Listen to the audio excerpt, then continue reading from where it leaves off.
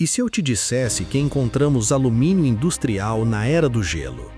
Ou que existe um livro medieval que nem a inteligência artificial consegue ler? Cidades inteiras escondidas no escuro e caixas de granito cortadas a laser. A história oficial diz que somos o auge da evolução tecnológica, mas hoje vamos examinar 5 objetos que provam o contrário.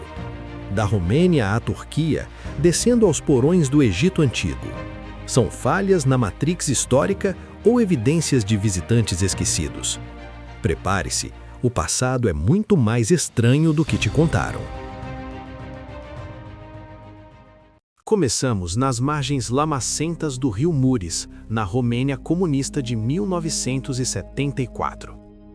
Operários escavavam a areia a 10 metros de profundidade quando pararam as máquinas. Encontraram ossos gigantescos, fósseis de um mastodonte, extinto há 11.000 anos. Mas ao lado dos ossos da Era do Gelo, havia algo que não era orgânico. Um objeto de metal pesado, coberto por uma crosta espessa de óxido.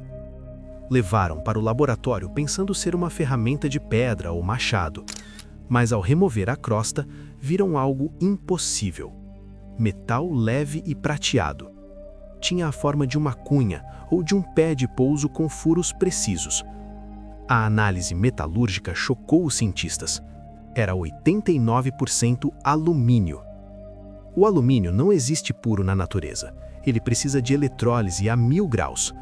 A humanidade só descobriu como produzir alumínio em 1825. Como um metal do século XIX foi parar ao lado de um mamute da pré-história? A camada de oxidação na peça confirmou, ela é extremamente antiga. Não é uma fraude recente jogada no buraco, ela envelheceu lá embaixo. Engenheiros aeronáuticos analisaram a forma, parece um pá de pouso. Uma peça de suporte para uma máquina voadora que caiu no Pleistoceno? Céticos dizem que é um dente de escavadeira perdido, mas a liga não bate. Escavadeiras usam aço endurecido, não alumínio leve aeronáutico. A cunha de Aiude permanece em um museu, um erro cronológico de metal. A prova de que a tecnologia de voo pode ser muito mais antiga do que pensamos. Deixamos a pré-história para entrar em uma biblioteca silenciosa na Itália. Em 1912, o livreiro Wilfried Voynich encontrou um tomo esquecido em um baú jesuíta. Parecia um manual de alquimia comum, até ele tentar ler a primeira frase. As letras não pertenciam a nenhum alfabeto conhecido na Terra. São 240 páginas de um código que ninguém consegue quebrar. Escrito com fluidez, sem rasuras, como se o autor conhecesse a língua nativamente. O carbono 14 datou o papel do início do século XV. É autêntico, mas o conteúdo parece vir de um sonho febril ou de outro planeta. Os melhores criptógrafos da Primeira e Segunda Guerra tentaram traduzi-lo. A NSA, computadores modernos e inteligência artificial, todos falharam. O texto segue a lei de Zipf, uma regra estatística que só línguas reais possuem. Não é rabisco aleatório. É uma linguagem complexa, com gramática e sintaxe. Mas o que ele descreve é o verdadeiro pesadelo dos botânicos. Centenas de plantas desenhadas em detalhes, que não existem na Terra. Raízes com rostos, folhas geométricas, um herbário de outro mundo. Outra seção mostra mulheres nuas banhando-se em tubos orgânicos verdes. Seria um manual médico perdido? Ou o diário de um viajante dimensional? O manuscrito Voynich é um cofre trancado cuja chave foi jogada fora. A única enciclopédia de um conhecimento que não deveria estar aqui. De livros secretos, passamos para os campos de batalha do Império Romano. Arqueólogos escavaram centenas de sítios da Inglaterra à Hungria. Eles encontraram moedas, armas e cerâmicas bem documentadas. Mas também desenterraram algo que não faz sentido nenhum. Pequenos objetos de bronze, ocos com 12 faces pentagonais. Em cada face, um buraco de tamanho diferente e bolinhas em cada canto. Já encontramos mais de 100 deles. Eles eram importantes. Alguns são de ouro, encontrados em tesouros, outros de bronze barato. O problema?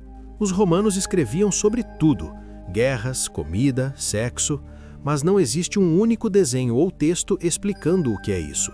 É um objeto fantasma, um item comum cuja função foi deletada da história. Não tem marcas de desgaste, então não era uma arma ou ferramenta pesada. Alguns sugerem que servia para medir o diâmetro de canos ou moedas. Outros dizem que era um dispositivo astronômico para medir o Sol. A teoria mais bizarra era usado para tricotar luvas de lã. Mas por que fariam uma ferramenta de tricô tão complexa e geométrica? Talvez fosse um objeto religioso proibido, por isso não há registros. O dodecaedro romano é um lembrete da nossa ignorância.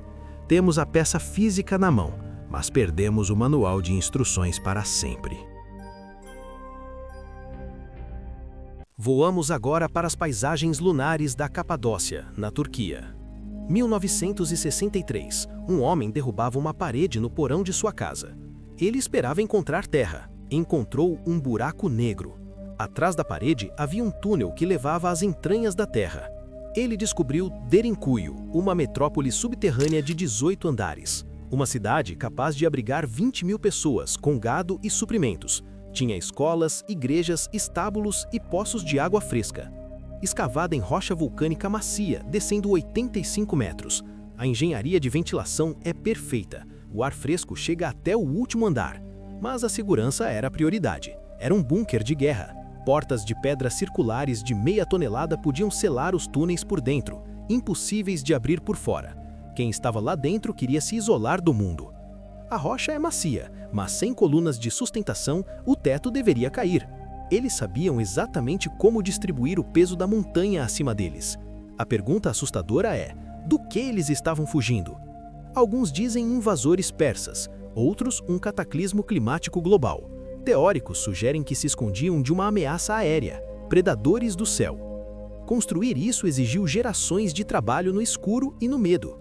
Derinkuyu não é apenas uma cidade, é um monumento ao pânico humano. Eles sobreviveram, mas o que viram lá fora para decidir morar no inferno?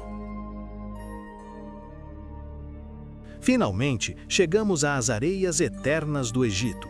Em 1850, o arqueólogo Auguste Mariette encontrou uma cabeça de esfinge na areia. Seguindo a pista, ele descobriu uma entrada para o submundo, o Serapeion, um labirinto de túneis escavados na rocha viva. Nos nichos laterais repousavam monstros de pedra, 24 caixas de granito preto e basalto, sarcófagos gigantes. Cada um pesa até 100 toneladas. A tampa sozinha pesa 30. Foram movidos por túneis apertados onde mal cabem 2 pessoas. O granito é uma das pedras mais duras da Terra. Cortá-lo exige diamante. Mas o interior dessas caixas tem cantos de 90 graus perfeitos. A superfície é polida como um espelho, reflete a luz de uma vela sem distorção. Engenheiros modernos dizem que isso exige tornos computadorizados gigantes. Os egípcios tinham apenas martelos de pedra e cobre macio. A precisão é de microns. É qualidade ótica, não funerária. Para que tanto esforço? A versão oficial diz enterrar touros sagrados. Mas quando abriram as caixas, estavam vazias, vácuo total. Sem múmias, sem ossos, sem tesouros, apenas o vazio polido. Seriam recipientes para algo perigoso? Resíduos radioativos ou químicos? Ou baterias gigantes de uma usina de energia antiga? As hieróglifos na parte externa são rudes, riscados, de qualidade inferior, como se uma civilização primitiva tivesse encontrado as caixas e escrito nelas depois. O Serapeion é a prova física de uma herança tecnológica que não sabemos usar. Caixões para deuses ou máquinas desligadas. O granito guarda o segredo. Metal da Era do Gelo. Livros que ninguém lê. Geometria inexplicável. Cidades bunker para o apocalipse. E precisão de laser no deserto. A linha do tempo humana não é reta. É cheia de nós cegos e buracos negros. A ciência tenta preencher as lacunas, mas algumas peças não encaixam. Qual destes mistérios te deixou mais inquieto? Foi o manuscrito Voynich? O Serapeum? Deixe sua teoria nos comentários. Aprenda aqui o que a escola não te ensinou. Inscreva-se para continuar questionando. E a verdade está bem na nossa frente.